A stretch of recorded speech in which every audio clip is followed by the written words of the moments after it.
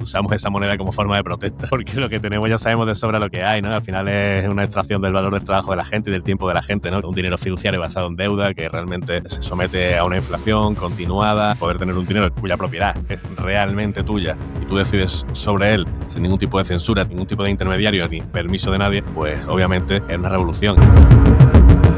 Bienvenidos, soy Bitcoin Libertarian. Nuestro invitado de hoy es Alfred. Alfred es uno de los divulgadores más profundos y apasionados del ecosistema Bitcoin en español. Es autor del libro Criptoria de Turing a Nakamoto, editado por Prometea BTC. En Criptoria nos lleva desde la antigua Grecia, pasando por Alan Turing y toda la historia de la criptografía moderna, hasta llegar a Satoshi Nakamoto y el nacimiento de Bitcoin. No es solo un libro de tecnología, es una reflexión sobre soberanía individual, privacidad, matemáticas aplicadas a la libertad y cómo la informática y el dinero digital pueden y deben escapar del control centralizado. Además, Alfred lleva años formando personas en soberanía digital a través de su proyecto Trustless School. Coordina la comunidad Málaga 2140 y es un referente para entender por qué Bitcoin no es solo dinero mágico de Internet, sino la consecuencia lógica de décadas de luchas cyberpunk contra la vigilancia y la censura. Hoy vamos a recorrer esa historia, desentrañar conceptos claves como Zero Knowledge Proof y hablar de cyberpunk, privacidad y las matemáticas detrás de Bitcoin. Alfred, bienvenido. Hola, ¿qué tal? Muchas gracias por la presentación. Gracias a vos por estar acá. Antes de arrancar, le digo a toda la gente que nos está mirando que estos videos no son gratis, nos cuestan dinero y también plata. De la única forma que nos podés ayudar es darnos un like y suscribirte a nuestro canal, así nuestro contenido llega a más y más personas. Ahora volvemos y arrancamos la entrevista con Alfred. Alfred, la primera pregunta es la misma que le hacemos a todos. ¿Cómo tomaste la píldora naranja? ¿Cómo llegaste a Bitcoin? Gran pregunta. A Bitcoin llegué por Silk Road. Así que así fue como descubrí que había un dinero mágico en Internet. Y ya lo he contado en otras ocasiones a raíz de los contactos que tenía con algunos amigos de la adolescencia que estaban más metidos en el mundo del software libre, Linux y estas comunidades de Internet un poquito más underground, donde muchas veces pasan cosas maravillosas, pues empezó a comentarse que existía este marketplace y un día me lo enseñaron y claro, cuando vi lo que había dije, bueno, muy bien, y aquí cómo se paga, porque vaya canteo, no paga con una tarjeta o con PayPal o con algo así, dice, no, se paga con Bitcoin. Y claro, pues la pregunta siguiente es, ¿qué es Bitcoin? Y a partir de ahí, pues, hasta hoy. Perfecto, perfecto. ¿Y qué te impactó tanto para dedicarte a estudiar y a enseñar Bitcoin durante tantos años? Tuvo que ver también la conocida crisis de Lehman Brothers cuando pegó aquí. Yo me he dedicado al audiovisual parte de mi vida, también el tema de la realización, el montaje, también producción. Y en ese momento teníamos una empresa con unos amigos, había un montón de productoras, estábamos en Madrid y bueno, pues estamos arrancando nuestro proyecto, estamos generando tracción con él y de pronto un día, de la noche a la mañana, pues se vino todo abajo.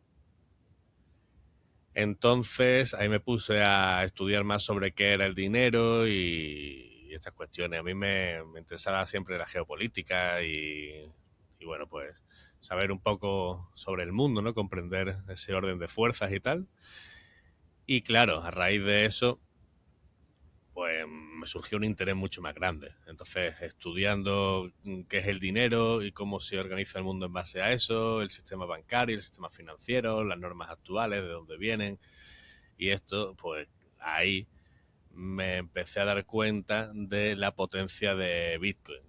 Pude empezar a entender Bitcoin cuando comprendí los básicos del dinero. Entonces, como que comparaba un sistema con otro, decía, pues, si a mí ya de por sí el tema del Estado, la coerción y demás no me gusta mucho, y ya había tenido algunos episodios con él en el que decía, joder, vaya abuso de poder, ¿no? Esta entelequia del Estado y esta maquinaria tan grande que tiene y la pone a disposición de joder a la gente cuando quiere.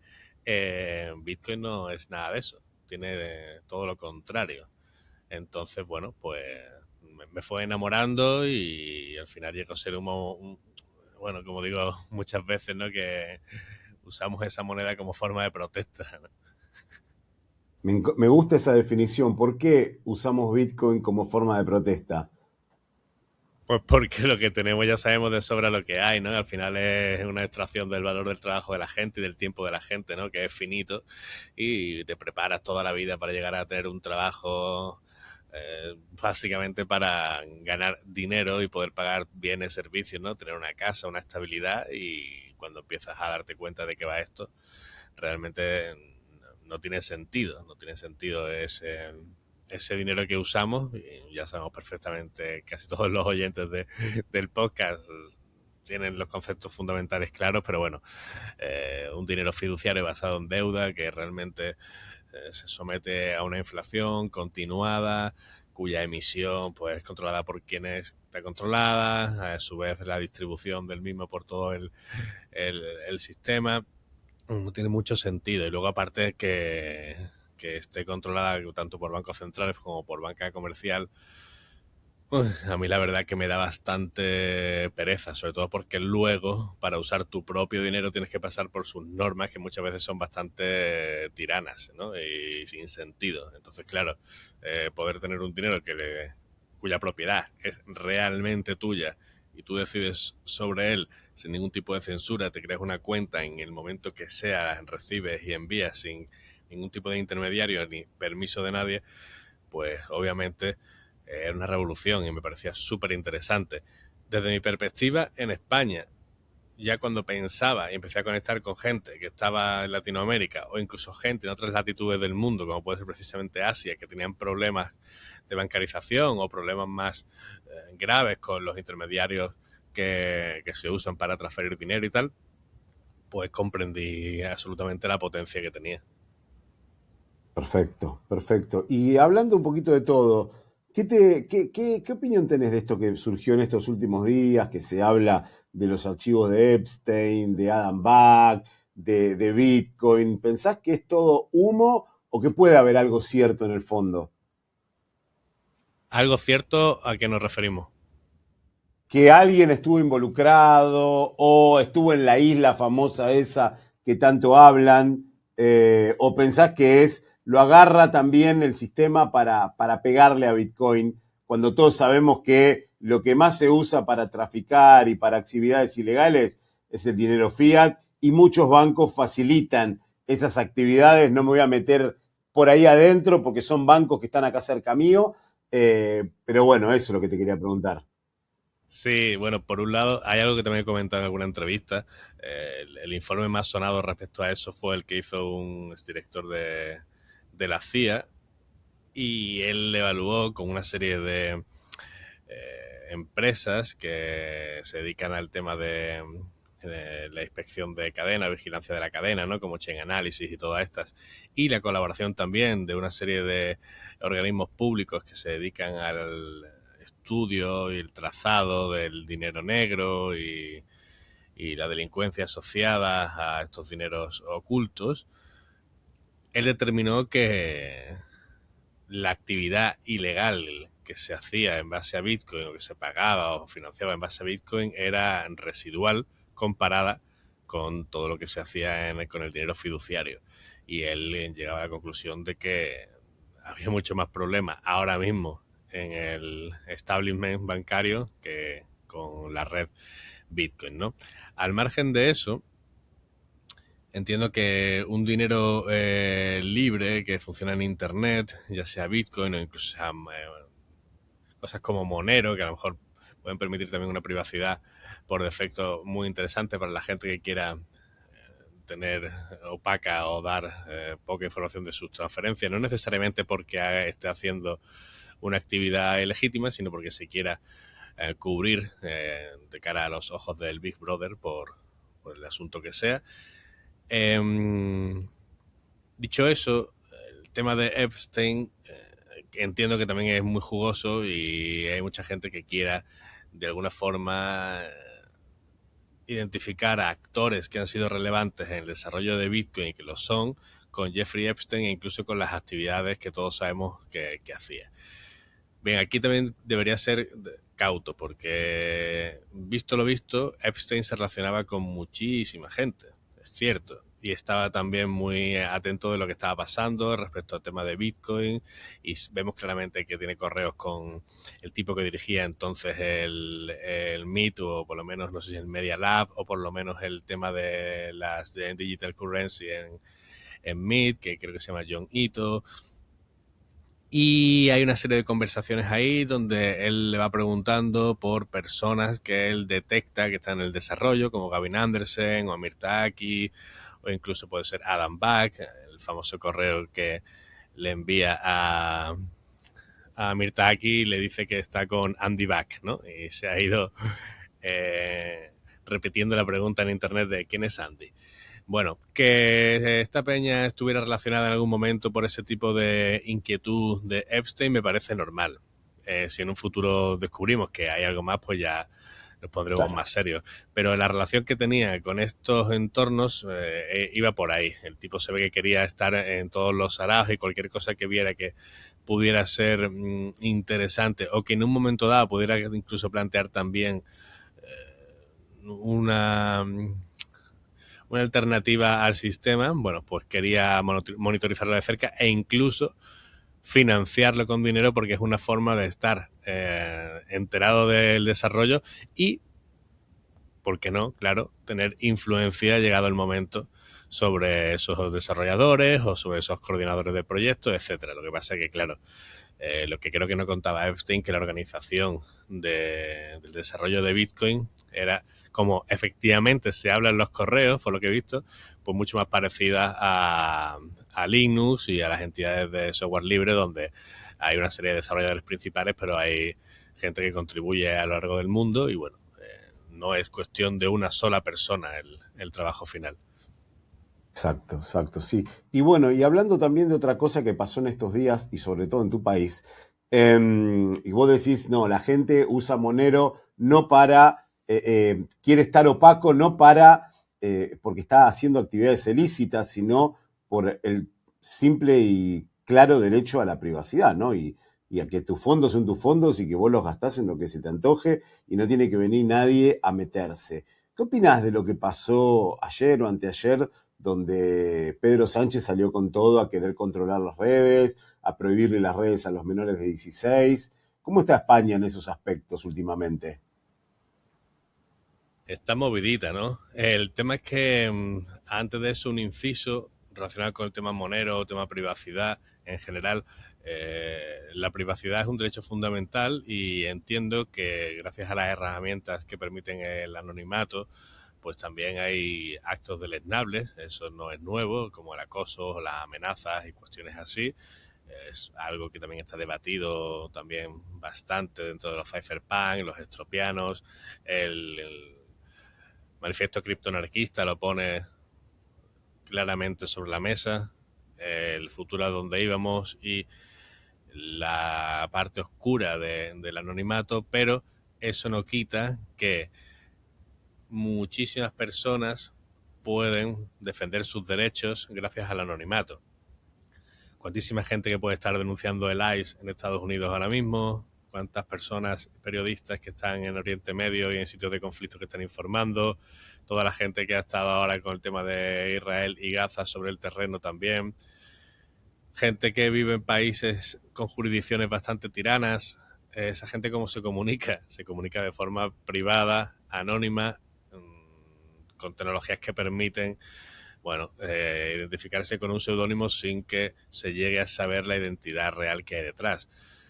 O sea que el anonimato salva y protege muchísimas vidas y nos garantiza que también haya una actividad periodística y no solo periodística, que como digo, pues está ayudando y mejorando a la calidad de vida de las personas. Ahí puedo poner muchos ejemplos, esto sería un titular así general, pero bueno, no voy a entrar, pero hay muchísimos ejemplos a lo largo del planeta.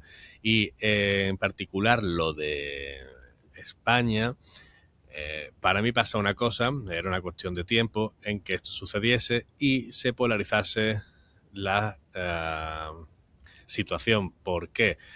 porque la inmensa mayoría de la población española es una ignorante respecto al funcionamiento de Internet, respecto al derecho de la privacidad y respecto a cómo funcionan tanto las tecnológicas como las propias telecos que dan servicios para nuestro acceso a Internet. Entonces, claro, la gente suele mezclar también emociones y su ideología y genera pues reacciones adversas, ¿no?, cuando recibe mensajes que no le gusta. Por ejemplo, si Pavel Durov critica la idea de Pedro Sánchez sobre el baneo de las redes sociales para los menores de 16, ya parece que es el demonio, cuando es el mismo tipo que se jugó la vida literalmente para impedir que los grupos precisamente de izquierda de Rusia, cuando protestaban en las elecciones que hubo hace unos pocos de años, ya estoy hablando de 2011, 2010 o por ahí, en Rusia, cuando él tenía VKontakte o VK, la red social más grande del mundo junto con Facebook, pues él se negó a entregar los datos y las IPs de esta gente que estaba protestando, es decir, lo que era la oposición. Y grupos opositores que Putin incluso consideraba que eran pues radicales o que merecían ser o multados o detenidos y tal.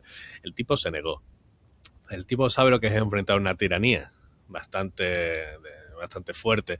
Luego estuvo nómada por el mundo y ahora, casualidades de la vida, ha acabado en Emiratos Árabes Unidos, que cualquiera puede decir, bueno, no es precisamente el mejor sitio más democrático, ¿no? Pues para que veamos cómo estará el mundo, que el tipo se sienta más seguro allí que, por ejemplo, en Francia, que ya vimos lo que pasó, o en otros países de Europa. Entonces estamos en un momento que está el mundo un poco loco. Volviendo a la cuestión en sí, creo que alejar a los niños de las redes sociales no es ninguna tontería. Las redes sociales no son un parque infantil.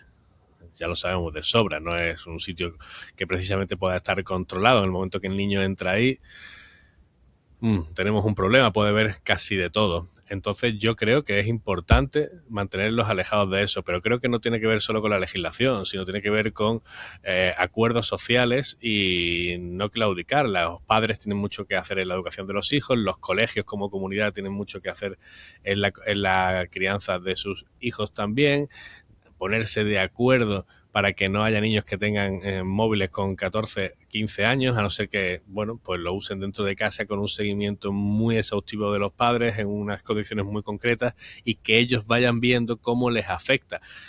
Demostrarle a los niños, lo que pasa es que eso hay pocos padres que están preparados, los primeros que tienen que formar son los padres, demostrarle a esos niños los efectos nocivos que tiene sobre ellos mismos el uso continuado de las redes sociales y la exposición continuada de las redes sociales y la alienación que tiene eso y cómo dejas de hacer otras tantas cosas como leer, hacer ejercicio, socializar con la familia, con la gente del barrio, hacer desarrollar un hobby, hacer cualquier actividad de voluntariado, cosas que realmente te integran más en la sociedad y creo que te forman más como persona a nivel físico e intelectual, ¿no? Entonces son cuestiones delicadas que, por último, tienen también la complejidad de cómo se implementa técnicamente esto para que, desde mi punto de vista, y he visto ya también por ahí que hay diferentes personas que han comentado lo mismo o similar, es para garantizar que solo los mayores de 16 años acceden a las redes sociales. Entiendo que todos los usuarios de las redes vamos a tener que verificar nuestra edad de alguna manera. ¿Cómo hacemos eso?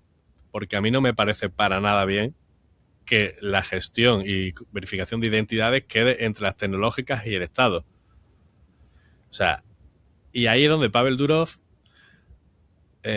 abre las posibilidades nefastas que pueden venir con cada una de las tomas de decisiones, ¿no?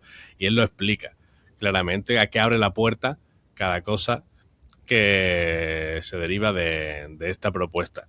Así que esa es mi opinión. Yo simplemente temo que con la ineficacia que ha demostrado tener el Estado para proteger nuestros datos en cualquier ámbito de lo público y lo privado, que ahora esta alianza de las tecnológicas con el Estado para implementar sistemas de verificación de identidad, no sé, me da un poquito de pánico y creo que no, que va a ser un caos y que va a traer más mal que bien. Sí, yo coincido con vos que las redes sociales no son un ámbito para los chicos, no, ni para los chicos ni para nadie, ¿no? Yo creo que hay que estar alerta de lo que son las redes sociales, de cómo te dañan. Obviamente los chicos son más vulnerables, ¿no? Porque pueden estar expuestos a gente que se quiera abusar, aprovechar, pero a todos le hace mal la exposición masiva a las redes sociales. El tema es que vos lo nombrás bien, cómo puede que quizá el Estado siempre se agarra de algo noble o bueno, como tantas otras cosas han pasado en la historia de la humanidad, y terminan usándolo para el beneficio de ellos, o sea, del control. Ese es el gran problema que yo veo detrás de todas estas regulaciones que arrancaron en Australia, ahora están disparciéndose por la Unión Europea y quién sabe a dónde van a llegar. Sí. Y luego la reacción de la gente, ¿no? Estuve monitorizando ayer un poco la conversación porque también me lo comentó alguno de mis familiares y quise saber más. Parecía ser que estaba llegando a todo el mundo un mensaje de Pavel Durov a través de Telegram y bueno, donde comentaba esto. Básicamente era la versión en español del mensaje que él ya había publicado en su canal de Telegram para todo el mundo. Entonces, yo manejo un par de cuentas de Telegram por tema de trabajo, tema personal y no me llegó el mensaje. A mí no me llegó el mensaje, para nada. Y le pregunté a otros compañeros y tampoco le había llegado el mensaje, excepto a un par de ellos, pero a la mayoría no le había llegado el mensaje. Entonces entendí que lo había mandado por su propio canal, o el canal de Telegram había rebotado el mensaje de Pavel Durov. Y escuchaba en la radio una y otra vez que Pavel Durov había mandado el mensaje a todos los usuarios de España, ¿no? Como que era una especie de injerencia. Incluso él pone en su red social: he enviado esto to all users in Spain, ¿no? O Spanish users. Entonces ahí dije, bueno, ¿cómo lo ha hecho? Y ya mirando a la gente que le había llegado, parece ser que a través de el chat o el canal que Telegram usa para notificaciones de servicio, tipo cuando, por ejemplo, haces un login en la aplicación y te da los datos de se ha conectado desde tal IP, tal dispositivo, si no eres tú, tal. Pues a partir de ahí lo colaron, ¿no? Es decir, una notificación de servicio que le entra a todo el mundo y ahí lo colaron. Por eso mucha gente le salió y se vio como también intimidada, como, oh Dios mío, me han enviado un mensaje, me están manipulando o me están adoctrinando. Bueno, si no se comprende que Telegram o cualquier tipo de esta aplicación es una aplicación que al final está centralizada y que no es que tengan tus datos, es que tú eres un usuario dentro de su plataforma y por tanto te pueden hacer llegar cualquier notificación cuando quieran y como quieran, como pasa en cualquier aplicación, pues bueno, no te alarmarías tanto. Y luego, ¿cuál es el problema? Que hay un CEO de una aplicación que está quejándose ante la medida de un gobierno. Pues ya me gustaría a mí que eso fuera lo máximo que pasa en este tipo de aplicaciones. Y me metí en X a ver qué estaba pasando un poco en España, sobre todo a nivel de cuentas de políticos. A veces soy un poco más soca, digo, voy a meterme aquí a ver qué están diciendo nuestros queridos políticos. Y había un par de ellos, especialmente los que son más activos, ¿no? En redes y tal, diciendo que, bueno, que Telegram al final no era tan útil y que la estaban desinstalando y que este tío estaba haciendo un poco menos que una injerencia. Y la gente estaba diciendo, me desinstalo Telegram, claro. Y yo les preguntaba para mí, bueno, ¿y WhatsApp? Vale, a lo mejor WhatsApp no te ha enviado una notificación de su CEO directo, pero su CEO habla y dice unas barbaridades increíbles. He visto al CEO de esta gente en juicios contestándole a los fiscales y se está riendo de ellos en su puta cara, ¿sabes? Ese tío ha participado en la manipulación de las elecciones de Estados Unidos en el primer nombramiento de Donald Trump, también se sabe que en el Brexit.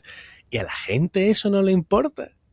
O sea, se siente cómodo con esa aplicación, ¿no? Entiendo. Y la sigue usando. Y el Instagram también, ¿no? Porque imagino que son seres de luz. Los hombres de Meta son seres de luz, ¿no? Entonces, es todo el rato, ¿sabes? Una manipulación continua y un desconocimiento absoluto de cómo funcionan las redes que, como este dice una cosa que no me gusta y va contra el gobierno que yo quiero y el presidente que yo quiero y ante una propuesta que yo creo buena, pues esta aplicación es una mierda. Pues señores, que sepamos, si alguien lo escucha fuera del ámbito bitcoiner, que sabemos perfectamente lo que hay, pero si alguien me escucha fuera de ese ámbito, que sepa que ese tipo, te guste o no, es el único que teniendo una red social centralizada ha dicho al Estado: no te doy los datos de gente que está ejerciendo su derecho libre a la protesta o a la expresión ante una opción política que no les gusta. Es mejor que nadie sabe lo que es tener una jurisdicción tirana, sabe lo que es estar perseguido. Entonces, claro, se plantean este tipo de incoherencias y tú dices, vale, esta gente son los padres que tienen que formar a sus hijos sobre el uso de la tecnología y las aplicaciones cuando ni ellos mismos saben realmente usarla y tienen un cacao que no saben diferenciar entre tecnología, opinión y, por supuesto, ni se les ocurre dosificarse, porque yo he visto gente que critica esto que está realmente enganchada a alguna o varias redes sociales, sea por trabajo o sea un combo de trabajo y tu vida personal. Exacto, exacto. Bueno, y ahora sí, vamos a la parte que nos compete, que es, quiero que me hables de Criptoria, perdón. ¿Cómo surgió la idea y básicamente de qué trata tu libro? Vale, pues trata de la historia sobre todo del siglo XX, desde que nace Alan Turing hasta que surge Bitcoin, y explica hitos que han ido sucediendo para llegar hasta aquí, ¿no? Al final, desde Turing hasta Nakamoto, hay una serie de personas, de inventos, de instituciones que se van dando de forma cronológica, que unos se apoyan de los anteriores para ir evolucionando la tecnología hasta el punto de conseguir Internet o la inteligencia artificial o una vez que tenemos Internet, pues también el desarrollo de criptografía fuerte, las primeras comunidades del ciberespacio que estaban interesadas en el desarrollo de tecnologías punteras y futuristas, cómo nace la propuesta de dinero digital y todo esto. Y por ahí, intercalado entre esa historia, hay una parte del libro que siempre lo comento e invito al lector a que la salte si quiere, que es una especie de bonus track sobre la historia de la lógica matemática. Porque la informática moderna, la cibernética, la inteligencia artificial, que nacen en más o menos los mismos tiempos, entre el... Bueno, los números computables de Turing son en el 36, pero vaya, la aplicación de todo esto entre finales de los 40, mitad de los 50, pues se desarrolla estas cuestiones que digo, ¿no? Se consolida la base de la informática moderna, se desarrolla la cibernética y la inteligencia artificial, que creo que son claves para todo lo que viene después. Entonces, estas cuestiones, sin la aplicación de lógica matemática y la evolución de esta, no serían posibles. Entonces, sí hay una parte del libro donde se explican, bueno, pues cuestiones muy básicas de la lógica matemática, de qué es la lógica matemática, cómo hemos llegado ahí, quiénes son los genios que trabajan sobre ella, cuáles son los problemas que se plantean y a través de la resolución de esos problemas cómo llegamos a conclusiones como las de Turing, de los números computables, o por ejemplo Claude Shannon, cómo llega aplicando principios del álgebra de Boole a resolver el tema de los circuitos, ¿no? Y de los circuitos y los relés a la hora de crear todo lo que es la infraestructura que da luego que origina la telefonía analógica sobre la que luego se montará Internet. esa misma lógica matemática y esa misma álgebra de Boole es la que se aplica en el año 43 para emular el funcionamiento del cerebro y descubrimos las redes neuronales artificiales y así sucesivamente, ¿no? Entonces, eso es el libro. Una historia realmente que mezcla hitos tecnológicos, pero también se centra mucho en quiénes eran estas personas, dónde trabajaban, con quién trabajaban, qué pensaban, quién publicó qué soluciones enfrentaron, en fin, qué soluciones plantearon para los problemas que enfrentaron, en fin, de eso va Me encanta, Cryptoria. me encanta la álgebra de Boole, hacía muchísimo que no escuchaba esa palabra y me acuerdo de la universidad cuando estudiábamos circuitos lógicos, de toda la parte del álgebra de Boole y todas esas cosas, me encantaba hacer eso, hacer esos ejercicios. Y Alan Turing es una figura central en el libro. ¿Qué aspectos de su vida y de su trabajo ves como eslabones directos hacia lo que después sería Bitcoin? Bueno, básicamente los números computables son imprescindibles, ¿no? Los números computables los desarrolla para plantear lo que llama la máquina universal. Y la máquina universal de Turing no deja de ser un invento para construir un algoritmo que determine si ciertos teoremas pues son solucionables o no. Entonces, una respuesta binaria, sí o no, que es también lo que aplicó luego en Bletchley Park y lo que se ve en la película de Descifrando Enigma. Bueno, así se tradujo en España, no sé, en otros sitios.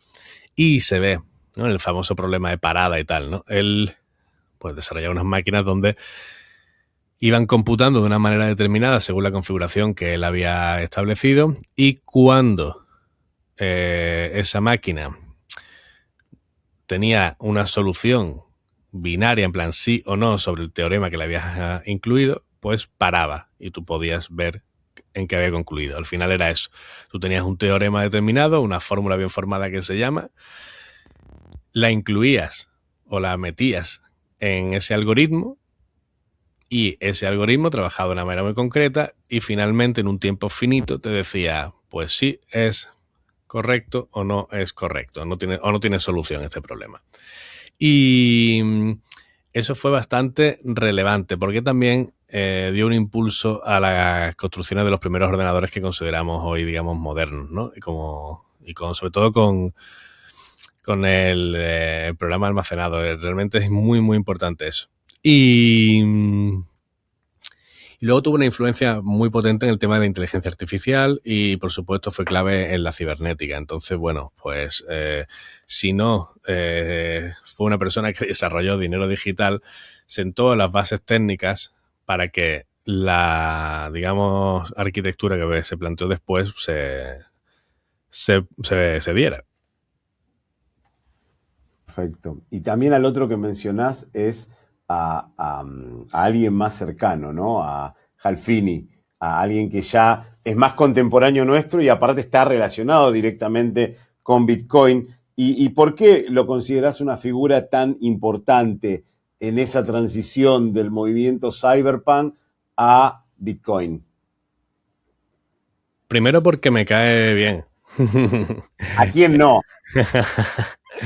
Era el más amable, ¿no? Las conversaciones que se daban en esos foros, que a veces se ponían un poquito intensos, el tipo siempre mantuvo la educación y no perdió tampoco el sentido del humor. Y yo te digo, hay una cosa que me encantaba de él, que era muy partidario del tema del pensamiento racional y formaba parte de una comunidad que se llama Let's Run, que es muy interesante. Ahí fue donde él publicó por primera vez la información de que estaba enfermo de ELA, y de hecho lo publicó contando un chiste, ¿sabes? Un chiste de humor negro.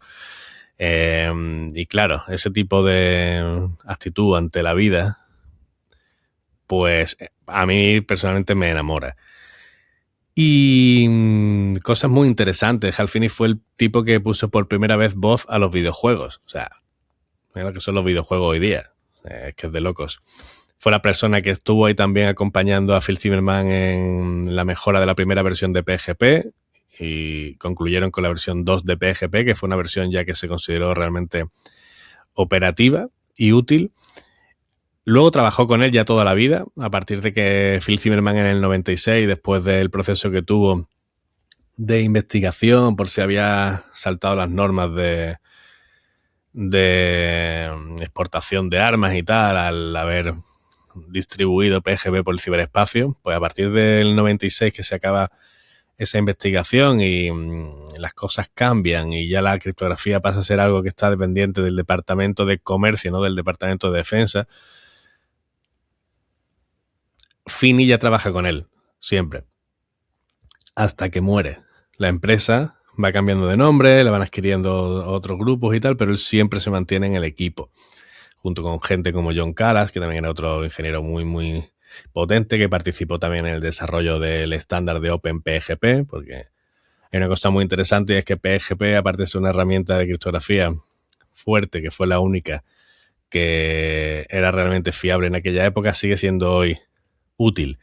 Y en el 97 y el 98 se creó un estándar, se creó un grupo de trabajo y se creó un estándar que está publicado para que cualquiera lo pueda implementar. Y de ahí nace GPG, o el GNU Privacy Work, que es lo que utilizamos en Linux, viene en Ubuntu, viene instalado por defecto y bueno, en el mundo GNU. Y más allá de eso, cuando la conversación sobre los protocolos de dinero criptográfico y el dinero digital empieza a tomar ya más fuerza, más tracción a finales de los 80, principios de los 90,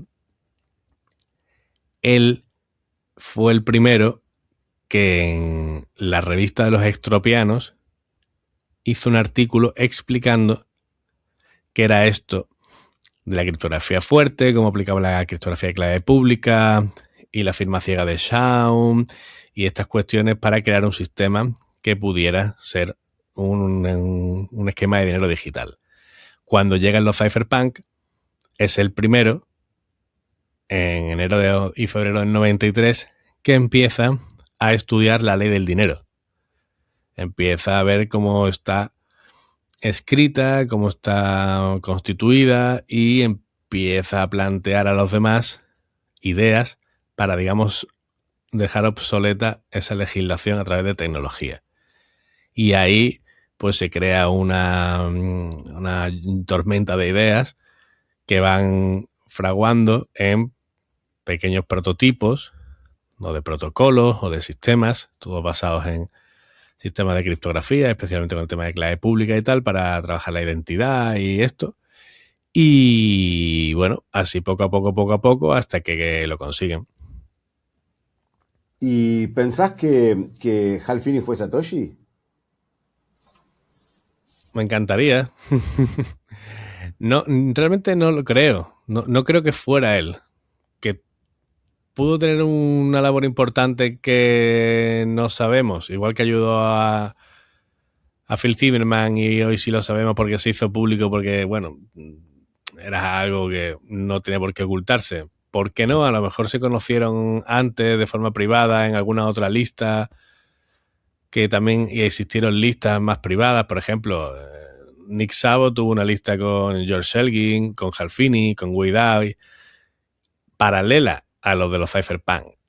Y ahí se comentaron cosas. Y de hecho ahí fue donde Nick Szabo planteó su proyecto de BitGold, que hizo público luego ya en 2005, cuando fuese, pero en el 98 ya lo había planteado en esta lista. Entonces, ¿por qué no? Podía estar esa persona por ahí y que fuese ayudada. No creo que fuese él directamente. Y si fuese él, me encanta toda la maniobra de distracción y la historia que él se ha montado, ¿no? Respecto a las comunicaciones con él, porque se puede ver en la lista de criptografía, que fue la que, digamos, sucedió a lo de los cypherpunk. En los cypherpunk había como ideas contrarias sobre el nombre. Al principio estaba guay. La comunidad tenía un nombre como alternativo que llamaba la atención, ¿no? Que era así también un poquito agresivo con lo del punk, jugaba con Cyberpunk, con Cypher. Estaba todo, digamos, muy bien creado para a imagen y semejanza de cómo ellos funcionaban y de su personalidad.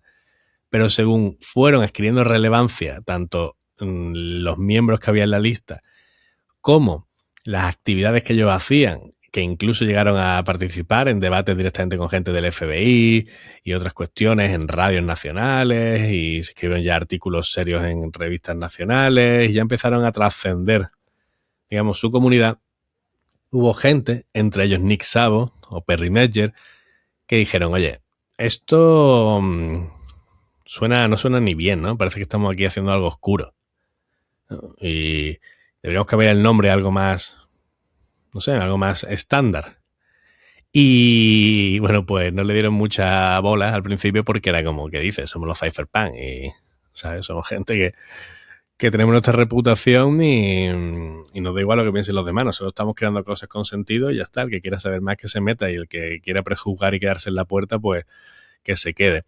Entonces, cuando ya se desgasta el grupo de los Cypherpunk y consideran que ya han cumplido su tarea y empiezan también los 2000, que empiezan toda la era de los .com, y empieza el ciberespacio, especialmente la web, a poblarse de todo tipo de colonos, de neocolonos, tipo Playboy, la Casa Blanca, McDonald's, toda esta gente ya empieza a tener sitios en la web y ya se empieza a crear un marketing que ellos no, bueno, ni controlan ni comparten. Dan por cerrada la lista, 2001. Oficialmente se cierra, aunque se ha seguido de forma independiente por ahí, pero oficialmente se cierra. Y ahí es cuando Perry Medger, que también fue creador de la lista de los estropianos, dice, esta es la mía. Voy a crear la lista que siempre deseé con un nombre estándar. Y le llamó la lista de correo criptografía. Claro y directo. En esa lista de criptografía es cuando en 2008 Satoshi Nakamoto pues lanza el famoso mail de hola chicos, tengo algo que enseñaros. Entonces le responden varias personas, entre ellos Hal Finney, que le dice que tiene muy buena pinta, que lo va a revisar. Entonces toda esa comunicación que se crea entre Satoshi y Hal Finney, si él fuera Satoshi, que me encantaría verlo, ¿sabes? Como con dos ordenadores, con el mismo ordenador, una unidad virtual o lo que sea, escribiéndose él, ¿no? Y luego en los correos que se han publicado de Satoshi y Finney, pues estamos en lo mismo. Tendría que haberse inventado todo eso. Me haría gracia que lo hubiera hecho. Y cuando recibe la primera transacción, lo que pasa es que, como todos sabemos, el 3 de junio, Satoshi monta el software definitivo con el bloque Génesis, digamos, incluido en el software. No se pone a minar ese día, lo lanza el día 9 y lo comparte con la lista. Y ahí las primeras personas que se unen, entre ellas Hal Finney, lo hacen público. Y de hecho él lo cuenta, de que lo instala, está probándolo y tal, y le da fallos. Entonces le escribe un correo a Satoshi. Oye, Bitcoin versión 0.1 crash. Y Satoshi le responde, creo que puede ser esto, te envía otra versión nueva, pruébala. Ahora es cuando Hal le dice, me va muy bien, ya tengo tanta gente conectada y voy a crear mi dirección, tal. Y ahí es cuando Satoshi, una vez que ya sabe la dirección de Hal, le dice, toma, te he enviado unos bitcoins de prueba. Y otro le dice, perfecto, ya los he recibido, que es la famosa primera transacción de Satoshi.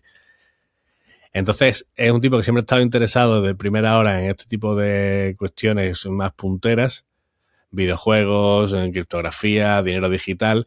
Y bueno, repito, si lo hubiera hecho él fingiendo todo eso, pues la verdad que sería más mi ídolo todavía. Pero creo que no fue así. Pero es una Y opinión aparte, subjetiva como de otras tantas. sí, porque hay tantas teorías conspirativas que dicen que por los anagramas en japonés, por que vivía cerca de este hombre que se llamaba, o que se llama Satoshi Nakamoto, por cosas que cuentan, Sí, Dorian, ¿no? pero por Dorian, él creo que vivía 2, 3 casas de Dorian Satoshi Nakamoto, entonces todas esas cosas dicen que fue Hal Finney. A ver, si lo fue, como decís vos, bienvenido sea. A ver, yo creo que todos los bitcoiners, de alguna forma u otra, nos cae muy bien Hal Finney. Yo, de hecho, el 11, que fue el día que se cumplieron 17 años del famoso tweet Running Bitcoin, hice todo un especial en vivo hablando de la vida y lo que hizo Hal Finney para que la gente que quizá es nueva en Bitcoin conozca quién fue y por qué es importante. ¿Y cuáles son los 3 o 4 inventos previos que dieron paso a Bitcoin? Porque sabemos todos que Bitcoin es la conclusión de una evolución que arranca por, yo digo, los años 70, vos me vas a decir mucho más antes con Turing y todo eso. ¿Cuáles fueron los 3 inventos claves o las 3 desarrollos claves sin los cuales Bitcoin no existiría? Bueno, la criptografía de clave pública, esencial, que también abre la puerta a la firma digital. Sin eso no sería posible. Y, o sea, a nivel técnico, eso y por supuesto las funciones criptográficas, como puede ser SHA-256, son claves. O sea, las herramientas criptográficas que hay en Bitcoin, sin ellas no podríamos para nada comunicarnos, ni, bueno, el sistema no tendría sentido porque no se podría generar identidad que la gente pudiera salvaguardar con claves privadas de forma independiente. Y eso a nivel tecnológico. Hay más cosas, obviamente el problema de los generales bizantinos y todo el tema de los protocolos de tolerantes a fallas bizantinas, que es también de los años 70, son fundamentales. Y a nivel, digamos, de sistemas o proyectos, si la firma ciega de Chaum con la que construyó Digital Cash, DigiCash, que fue su empresa con la que sacó el famoso eCash, que fue realmente la primera forma de dinero criptográfico que se podía enviar de forma independiente de ordenador a ordenador, a través de, o sea, de wallet a wallet, de ordenador a ordenador, a través de redes informáticas. Eso fueron clave. Y luego también es el tema del diseño, cómo se ordenan todas esas cuestiones que tienen que ver con lo económico, no tanto lo tecnológico. Por ejemplo, la decisión de que sean 21 millones, la decisión de cómo se emite de forma paulatina, progresiva, automatizada y programada los bitcoins de cada vez más cantidad a menos cantidad. Hay una serie ahí de medidas que son claves, pero vaya, para mí si hay que poner 3 cosas, por un lado la parte tecnológica, como digo, todos los desarrollos de criptografía que cristalizan en algoritmos concretos como los que he contado, clave pública y firma digital y funciones criptográficas. El tema de las redes distribuidas y los protocolos tolerantes a fallas bizantinas, eso también es fundamental. Los aspectos económicos que tienen que ver con combatir, digamos, hacer un sistema no inflacionario. Y por último, todos los sistemas que fueron surgiendo en los años 90, que en el libro se hace un repaso por todos ellos, no se desarrollan todos, pero se van enumerando y explicando los aspectos fundamentales, cuándo surgió, qué problemas solucionaba, ¿no? quién lo propuso y tal, como son BitGold de Wei Dai, BitGold de Nick Szabo, el propio proyecto de iCash, un proyecto que se llamó Magic Money DigiCash que hizo una persona anónima llamada Product Cipher, que nunca se supo quién es, que funcionaba realmente con el sistema de DigiCash. Luego también en el año 99 hubo una propuesta que ya planteaba el tema de la inclusión de sistemas distribuidos, especialmente redes distribuidas para poder hacer frente a la censura, que no se pudieran eliminar físicamente los servidores que están dando servicio a eso. Bueno, esas tres patas, digamos. Perfecto. Bueno, y también hablando de privacidad, ¿no? Mencionás a Zero Knowledge Proof. Explícanos más o menos de qué se trata y cómo encaja esta herramienta en el futuro de Bitcoin y en las aplicaciones de la capa social de Bitcoin. Ujú. Pues Zero Knowledge Proof es una tecnología que la desarrollan Salvi Goldwasser y Silvio Micali. Y creo que estaban trabajando en el MIT en ese momento. Entonces, ¿ellos qué plantean? Bueno, te lo voy a leer un trocito que creo que va a quedar más... Bueno, no sé si va a quedar más claro, pero bueno, por lo menos vamos a ver.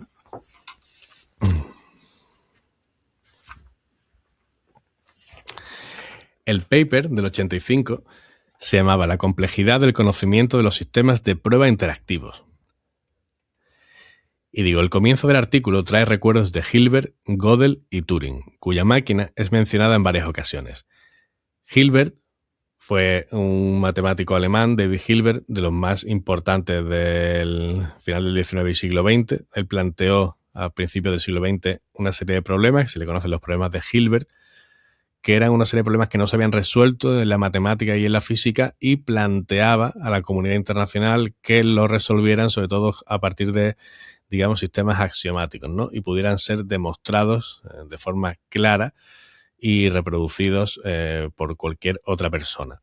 Uno de esos problemas era un problema de decisión que él mismo planteó, que se llama el problema de decisión de Hilbert, y ese problema de decisión fue el que estudió Alan Turing para desarrollar sus números computables y crear la famosa máquina de Turing o máquina universal con la que demostró que el problema de decisión de Hilbert no tenía solución, ¿vale?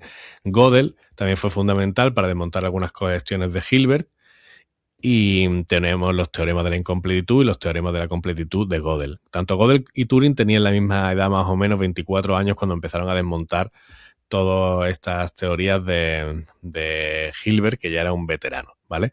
Entonces, por eso digo que el comienzo del artículo trae recuerdos de ellos tres, cuya máquina, especialmente la de Turing, es mencionada en varias ocasiones dentro del artículo de Safi, que presenta la prueba de conocimiento cero, y dice así: en la primera parte del artículo introduciremos un nuevo procedimiento de demostración de teoremas, que es un nuevo y eficiente método de comunicar una prueba. En la segunda parte se ocupa de la pregunta: ¿cuánto conocimiento debe ser comunicado para probar un teorema? La cuestión compleja que intentan resolver Safi y sus dos compañeros es la siguiente: ¿cómo demostrar la veracidad de una afirmación a través de una prueba sencilla de ejecutar sin perder el control de la cantidad de información intercambiada durante la comprobación? Esto es súper interesante. Este sistema presenta el concepto de la complejidad del conocimiento y se define como la medida que cuantifica la información compartida durante el proceso de comprobación. Imagínate que tú vas a comprobar cualquier cosa en la vida, vas a comprobar la edad de alguien o la presión de las ruedas de un coche, y es hasta qué punto podemos comprobar o tener una respuesta binaria sí o no, lo que decíamos antes de Turing del teorema, ¿no? Yo tengo un teorema, lo meto en un algoritmo y me dice si es válido o no es válido. ¿Hasta qué punto podemos hacerlo sin tener que pedir, consultar o tirar de información adicional que no esté directamente relacionada con la pregunta que estamos haciendo? Es como si tú quieres comprar la presión de la rueda de un coche. Quieres saber si está bien o no. No necesitas saber ni siquiera el valor de la presión del coche. Por ejemplo, con las edades. Tú entregas un DNI y pueden ver, para ver tu fecha de nacimiento, todo lo demás. Pueden ver cómo te llaman, los apellidos, la dirección, pues lo tienen delante, ¿no?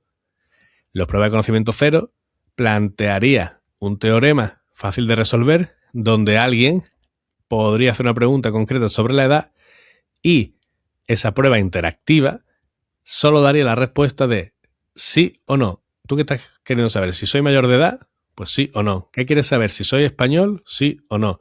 ¿Qué quieres saber? ¿Soy hombre o mujer? Sí o no. ¿Ok? Sin revelar ninguna información adicional que no sea relevante para responder a eso. ¿Vale? Entonces,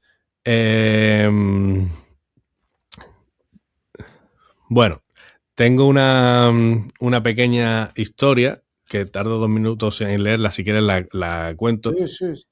La colgué ayer en Twitter a propósito de aplicaciones. Esta es una aplicación práctica totalmente inventada para que la gente se haga la idea de cómo en la vida real podría aplicar esto, ¿vale? Digo, traduzcamos lo anterior con una escena de una posible aplicación práctica. Este sistema permite que Alice afirme algo ante Bob y éste pueda comprobar si es verdadero o falso mediante una prueba concreta. En esta comprobación, Bob no podría saber más información de Alice que el valor de verdad de la afirmación que se verifica. Esto es muy interesante, lo del valor de verdad, viene de las tablas de verdad, viene también de la lógica matemática y al final el valor de verdad, pues sí o no, ya está, 1 o 0, estamos hablando en código binario, ¿vale? Supongamos que la joven Alice quiere comprar una botella de ron y entra en la tienda del viejo Bob, quien duda de su edad y le pide el documento de identidad. Alice siempre fue una ninja. Formó parte del clan de las Verify, un grupo de estudiantes que aceptaban caramelos de desconocidos en la puerta del instituto, pero no se comían ninguno sin antes analizarlos en Energy Control. Energy Control, hago un paréntesis, es una organización española que trabaja en la reducción de riesgos con el consumo de sustancias, especialmente en drogas recreativas, y tiene un servicio de análisis y control de la sustancia. Tú le puedes enviar cualquier tipo de sustancia y ellos la analizan y te dicen la pureza o digamos si tiene corte y publican en su web por zonas todas las muestras y hacen alertas si hay, muestras contaminadas de otra cosa o peligros. Alice desarrolló la buena costumbre de restringir bastante a quién y cuándo facilita datos como su número de identificación o la dirección donde está censada. Ante la petición del vendedor, Alice lanza el siguiente teorema. Tengo la edad legal para comprar alcohol. Acto seguido, le muestra un dispositivo con un código que Bob escanea con un lector de prueba de conocimiento cero autorizado por Evil Corp. Evil Corp es esta macroempresa que controla todo en la serie Mr. Robot, que sería, pues cualquier organización del Estado, llámale Amazon mezclado con Google. En la pantalla del mostrador de Bob aparece la cara de Alice y un mensaje que dice edad legal verificada. Bob ya sabe estrictamente lo que necesita y procede a la venta. Alice se lleva su botella sin revelar ningún dato adicional de su identidad digital soberana, nada de nombres o apellidos, edad exacta, dirección o número de identificación. El cometido de este método determinó el nombre con el que se hizo famoso, prueba de conocimiento cero, pues, según dice Shafi, la intención de medir el conocimiento adicional que un prover le da a un verificador durante una prueba e investigar si este conocimiento adicional puede ser esencialmente cero. Así que esto sería. Espero que se haya entendido. Sí, no, ahora lo entiendo. ¿Y cómo ves esto en el futuro? ¿Cómo impactaría esto en el futuro de Bitcoin y en la capa social de Bitcoin? Bueno, pues ya está aplicando en diferentes criptos, ¿no? Y en la capa social de Bitcoin, pues aumentaría la privacidad. Al final, es por ejemplo el tema de fondos.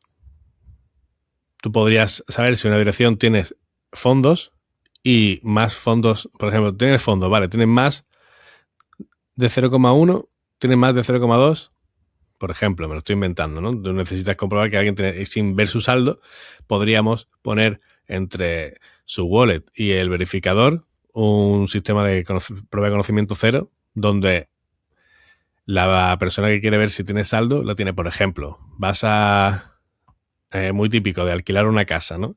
Y te pide demostración de fondos, ¿no? Y tienes que llevar los papeles del banco, que tienes tan...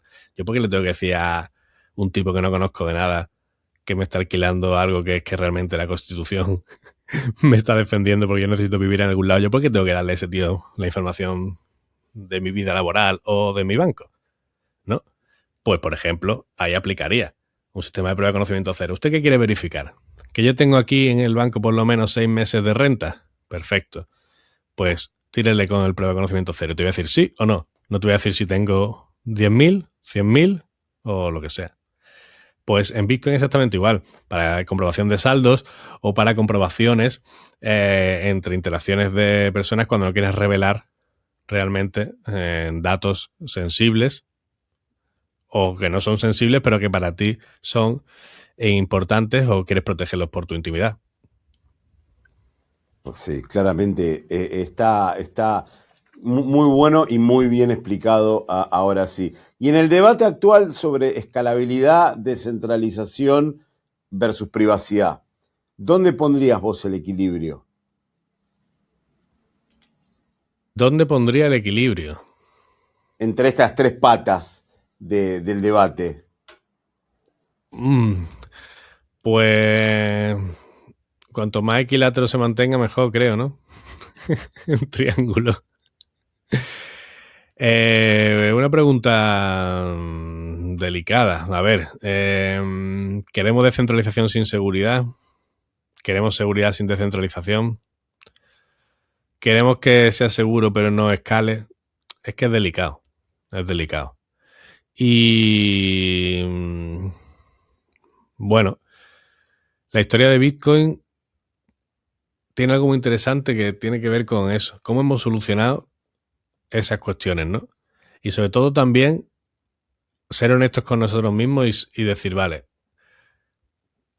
para resolver soluciones de seguridad, descentralización y escalabilidad, es decir, que la red permita transaccionar cada vez más y mejor, se han implementado una serie de cuestiones técnicas, pero esas cuestiones técnicas vienen también precedidas por una narrativa, porque las implementaciones antes se exponen, se explican y los desarrolladores hacen ver al resto del mundo y los otros desarrolladores que la suya es la buena, tanto para solucionar el problema que tenemos ahora como para en un futuro encajar posibles aplicaciones que ahora mismo incluso no pensamos, pero que sean compatibles con estos arreglos que estamos haciendo en el presente, ¿no? Por ejemplo, cuando se hizo Segwit o se hizo Taproot o cuando se incluyen las firmas Schnorr y todo esto, pues se están solucionando problemas en el presente pensando un poco también en el futuro. ¿Son las mejores soluciones? Yo no soy la persona para responder eso. No puedo decirte opinión, pero yo no soy el ingeniero y el criptógrafo con que te puede decir, mira, sí o no. Pero sí creo que que creo que el desarrollo de Bitcoin es la capa política. Entonces ahí es donde se plantea el debate. Y que cuando se hagan las propuestas, pues hagamos por empaparnos más todos los que somos usuarios. Y eso es lo bonito de Bitcoin, que ha hecho que muchísima gente que nos gusta la tecnología y nos gusta asomarnos a comprender qué problemas solucionan y cómo se construye o dónde aplica nuestro día a día o incluso quién está detrás de eso, pues nos ha obligado a estar mucho más pendiente de estas narrativas, de los VIP, qué están diciendo los VIP, luego en el debate que hay sobre todo en las listas de correo de Bitcoin, de los developers, qué opiniones hay y por qué. Me gusta mucho leerlas, he aprendido bastante también. A veces tú vas con una idea preconcebida y luego lees cualquier disertación de uno de ellos y dices, hostia, claro, yo es que no había tenido en cuenta esto, no sabía que existía esto o aquello y esta persona lo está explicando cojonudamente, ¿no? Porque esa solución a lo mejor no es la más correcta o a qué problemas nos podemos enfrentar, ¿no? A abrir la puerta a lo mejor a determinados conflictos. Bueno, pues ya te digo, eso es desde mi perspectiva lo que veo, no te puedo responder, pero sí creo que este debate y toda esta trayectoria que llevamos nos ha hecho un poquito más, ha elevado, digamos, el nivel del debate y el nivel de los propios usuarios. Por eso, los bitcoiners y todas las personas que están preocupadas por la privacidad y se han buscado siempre la vida en Internet de una forma en la que, digamos, el gran hermano tengas la menor cantidad de metadatos suyos y dejen la menor huella digital y han estado siempre intentando protegerse, son gente que cada vez está más formada y que tiene una capacidad mayor que el resto de la población. Por eso volvemos a lo de antes, ¿no? Hay una brecha muy gorda entre esta gente que lleva utilizando Internet con una filosofía bastante consciente y practicando de verdad a toda esta gente que es usuario de las aplicaciones que le dan, las aplicaciones que tienen a mano, las aplicaciones que se ponen de moda en su trabajo, y cuando viene un debate como el de Pavel Durov y las medidas en España y tal, se echa las manos a la cabeza, ¿sabes? Parece que Pavel Durov está al mismo nivel que un Peter Thiel o que un Elon Musk. Cuando Peter Thiel y Elon Musk pues no se han jugado la vida como se la ha jugado Durov, ni han hecho productos como los que ha hecho Durov por mucha propaganda que ellos quieran meter. Exacto. Bueno, y para ir cerrando, me gustaría que me hables un poquito de Málaga 2140. ¿Qué es lo que hacen? ¿De qué se trata? ¿Si hacen meetups? Pues eso mismo, 2140, Málaga 2140 nace ya hace varios años y damos respuesta a una petición que había un poco por aquí, la gente que le gusta Bitcoin o que se estaba acercando a Bitcoin, pues al final, tú sabes, toda la gente que está hablando de cosas raras en su entorno, pues es eso, un bicho raro.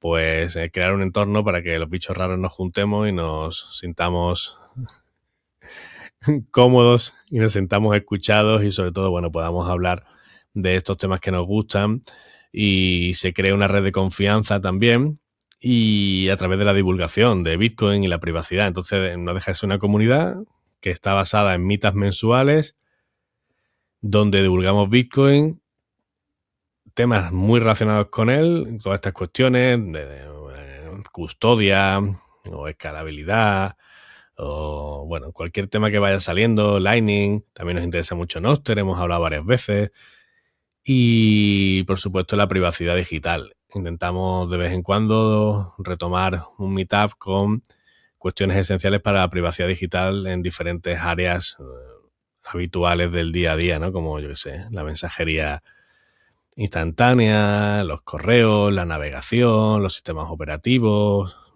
todas estas cuestiones con las que lidiamos todos los días, pues cómo podemos ganar un poquito más de privacidad y también seguridad, porque van de la mano. Así que eso es Málaga 2140. Perfecto. Bueno, ¿y algo más en lo que estés trabajando después de Kryptonia?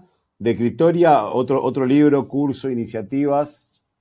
Otro libro de momento no. Sigo con formación, hago consultoría privada, es algo que tampoco me muevo mucho en un mercado, digamos, relacional. Así empecé a funcionar hace años de forma autónoma.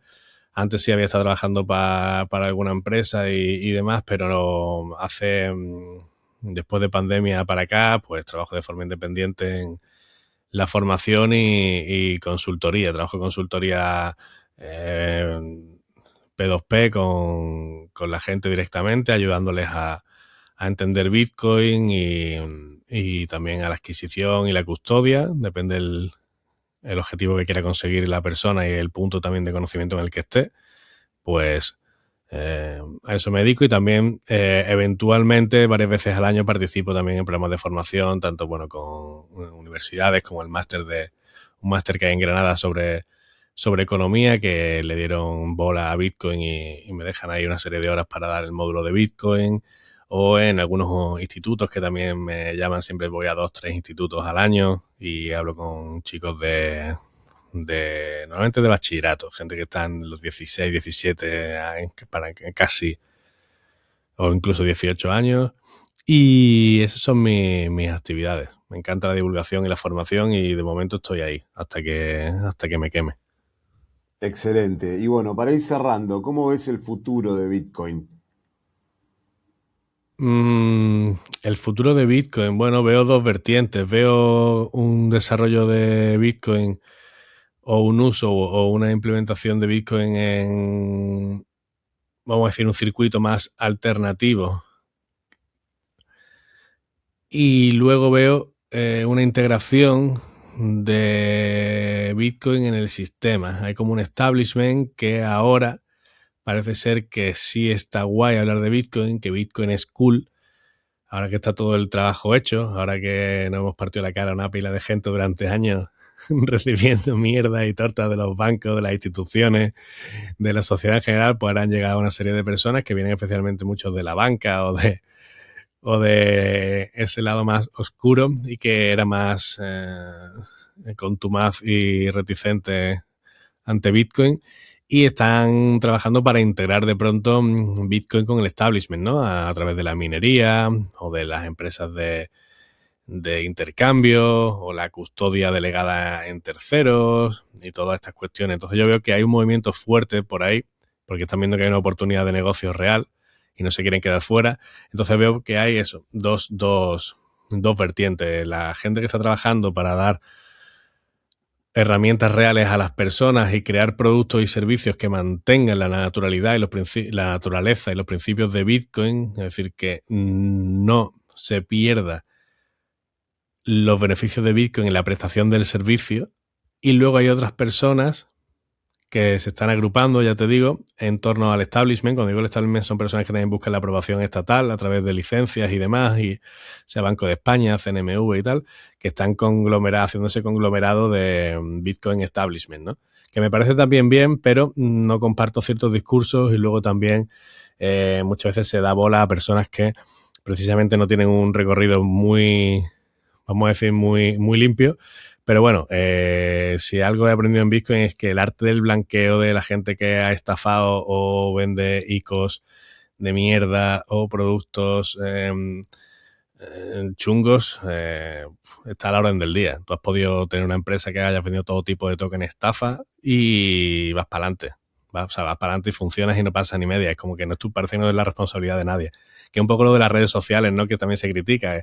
Es como si las redes sociales no tuvieran responsabilidad de los contenidos que se mueven ahí y que se exponen, ¿no? Y todos sabemos que Facebook ha sido un auténtico estercolero de mierda donde los pedófilos se han movido como han querido y auténticas barbaridades han pasado ahí. Y Facebook no ha hecho mucho, la verdad, hasta que le han pillado con el carrito de los helados y le han dicho, mira, vosotros qué estáis haciendo aquí, ¿sabes?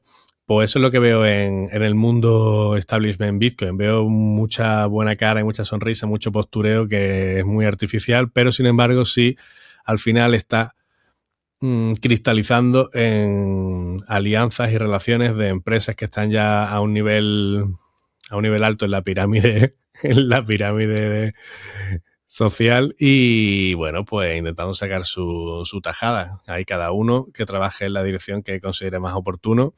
Y ya está, y sobre todo que la gente haga aquello con lo que puede dormir bien. Hay gente que puede venderte tokens tipo FTT o Luna y de esas mierdas y duerme bien, pues allá ellos. Yo estoy en el bando de la gente que está dándole herramientas a las personas para que sean realmente autónomas a la hora de proteger su patrimonio y a la hora de moverse en Internet y a la hora de identificar qué proyectos y personas pues son más honestas o más acordes, como decía, a la naturaleza de Bitcoin y del software libre y la descentralización del poder. Perfecto. Y la última, si tuvieras la chance de encontrarte con Satoshi Nakamoto, ¿qué le dirías o qué le preguntarías? ¿A él, a ella o a ellos? Sí, que si fuma índica o sativa. Espectacular, espectacular. Bueno, Alfred, te agradezco mucho por tu tiempo. ¿Algo más que quieras agregar y cómo la gente puede contactarte? Bueno, nada, muchísimas gracias por contar conmigo, la verdad. Muy cómoda la charla y has hecho también el proceso hasta aquí muy agradable. Mi página web es alfred.info. Ahí tienen acceso al blog, tienen acceso también al libro, el cual aparte de comprarse físicamente se puede descargar de forma gratuita en EPUB por cortesía de la editorial Prometea. Y también ahí pueden contactar conmigo si necesitan algún tipo de asesoría respecto a cualquier aspecto de Bitcoin relacionado con la custodia, el propio funcionamiento de Bitcoin y la adquisición. En redes sociales pues también me encuentran como Albíveno, las dos con B, pero bueno, si van a la web ahí tendrán los links para llegar ahí. Y por último, nada, prometo usar más Nostr poquito a poco, que me encanta, pero lo uso poco, así que esto es un mensajito para mis frikis favoritos, que os prometo que voy a estar poco a poco más presente ahí. Sí, como dije siempre, a ver si los OGs que tienen una bolsa con muchos Bitcoin empiezan a invertir en proyectos que sean más para Nostr para que podamos tener una red más descentralizada, productos más descentralizados de media, porque claramente hoy en día hace mucha falta toda la parte de la comunicación, video y demás, así que bueno, yo también en Nostr estoy, no estoy tanto como debería estar por un tema de nada, de que a veces es complicado, de que la audiencia no es grande, pero bueno, tenemos que trabajar todos para que siga creciendo. Así es, muchas veces lo que echa para atrás es que por mucho que estés ahí no acaba de crearse una masa de usuarios crítica, ¿no? Sin embargo, el trabajo de desarrollo que está creando en Nostr es espectacular y eso es un ejemplo de lo que estaba diciendo antes de forma abstracta o general de la gente que está desarrollando productos o servicios que respeten la naturaleza de Bitcoin, el software libre, la descentralización. Nostr es un ejemplo clarísimo. Y nada, y por último, que está feo que lo diga yo porque lo he escrito, pero Cryptoria creo que es un gran libro.